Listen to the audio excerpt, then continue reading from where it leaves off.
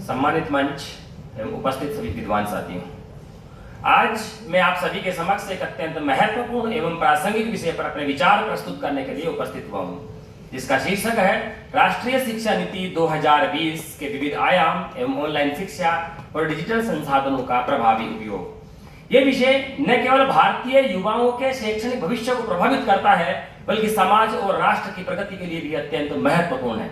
राष्ट्रीय शिक्षा नीति 2020 के द्वारा इसका सीधा सीधा संबंध हमारे बच्चों के भविष्य और देश की शिक्षा प्रणाली से है। महोदय, मुख्य विषय पर केंद्रित रहते हुए प्रस्तावना के रूप में विषय के वास्तविक स्वरूप की ओर आपका ध्यान इंगित करना चाहूंगा।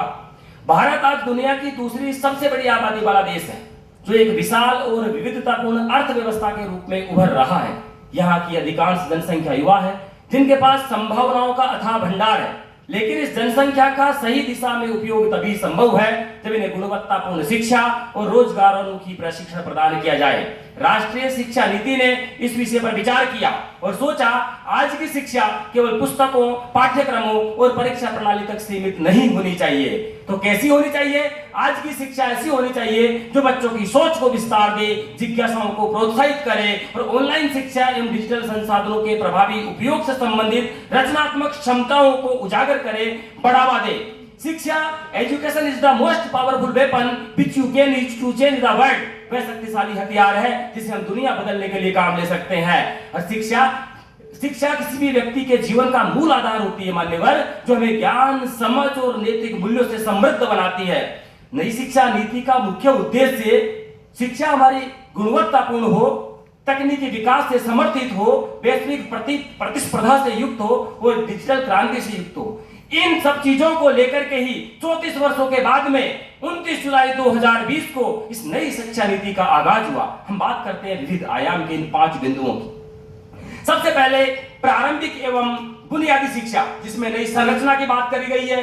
पूर्व प्राथमिक विद्यालय में औपचारिक शिक्षा में इसके समावेश की बात की गई है, FLN की बात की गई है और इसमें बहुभाषी शिक्षा की बात की गई है, जिसमें मातृभाषा में शिक्षा प्रदान की जाए, इसकी बात की गई है। हम बात करते हैं दूसरे बिंदु की, जिसमें पाठ्यचर्या और शिक्षण पद्धति पर सुधार की बात की गई है, जो आज रटंत प्रणाली के अपेक्षा एक आलोचनात्मक सोच, एक रचनात्मक सोच को विकसित करने की बात की गई है। और हम तीसरे बिंदु की अगर बात करें तो उसमें सबसे ज्यादा महत्वपूर्ण है शिक्षक, शिक्षा और प्रशिक्षण में सुधार पर बल।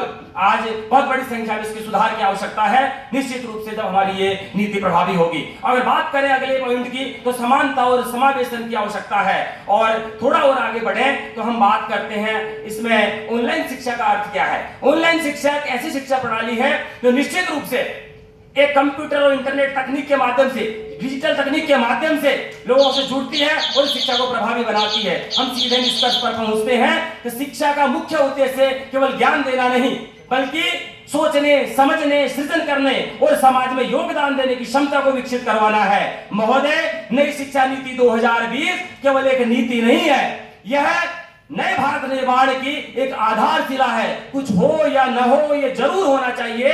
भारत के हर बच्चे को शिक्षित किया जाना चाहिए। अशिक्षित को शिक्षा दो, अज्ञानी को ज्ञान, और नई शिक्षा नीति से बन सकता है भारत देश महान। जय हिंद, जय भारत, नमस्कार।